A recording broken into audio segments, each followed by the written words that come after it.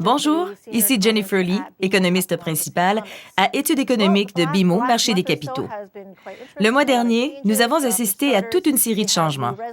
D'abord, de nouveaux résidents occuperont le 24 promenade Sussex à Ottawa, du moins après les rénovations. Un gouvernement libéral majoritaire nous apparaît comme positif à court terme. Chose certaine, nous n'irons pas voter de sitôt, pas avant 4 ans du moins. Le programme d'investissement du gouvernement libéral au cours des 4 prochaines années entraînera des déficits. Toutefois, sa mise en œuvre complète pourrait ajouter 0,5 points de pourcentage à notre PIB l'an prochain. Le taux de croissance du PIB du Canada pourrait dépasser 2,5 % en 2016, ce qui est bon. La Banque du Canada a ainsi une certaine marge de manœuvre pour garder les taux au même niveau durant la prochaine année. Et cela appuie notre demande que la Banque ne change pas les taux cette année ni l'an prochain, mais qu'elle les relève légèrement au début de 2017. Du côté de la Réserve fédérale américaine, l'actualité a encore été intéressante le mois dernier.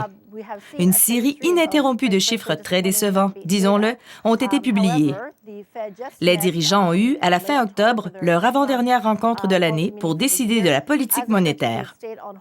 Comme prévu, la Fed n'a pas modifié les taux, mais le ton du communiqué à l'issue de la rencontre a été un peu moins conciliant que ce qui était prévu.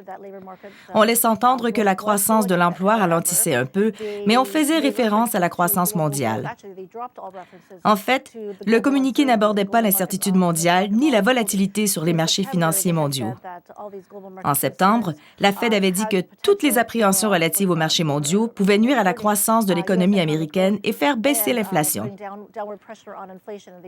En octobre, la Fed s'est abstenue de tout commentaire à ce sujet, tout en précisant qu'elle continuerait de surveiller la situation. Et quel en a été l'élément clé?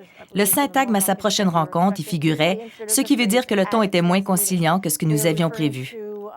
Il s'agit de la dernière rencontre en décembre. Toujours selon le communiqué, la Fed continuera de surveiller tous les indicateurs économiques dans la mesure où ils concernent les perspectives d'emploi et l'inflation. Ainsi donc, à la rencontre de décembre, les dirigeants de la Fed décideront s'il faut relever ou non le taux des fonds fédéraux. En somme, tout pourrait changer en décembre. La Fed pourrait bien amorcer le relèvement des taux dès le 16 décembre. Bien entendu, cela suppose que tout ira dans le sens souhaité par la Fed en termes de croissance économique, en ce qui concerne l'emploi et l'inflation. Je cite ici Janet Yellen, présidente de la Fed. Lorsque nous nous déciderons à nous éloigner du niveau anormalement bas des taux d'intérêt et à les relever, cela signifiera très clairement que l'économie américaine n'est pas embourbée et est assez forte pour résister aux pressions qui voudront la maintenir. Au bout du compte, n'est-ce pas une bonne chose? Merci de votre attention.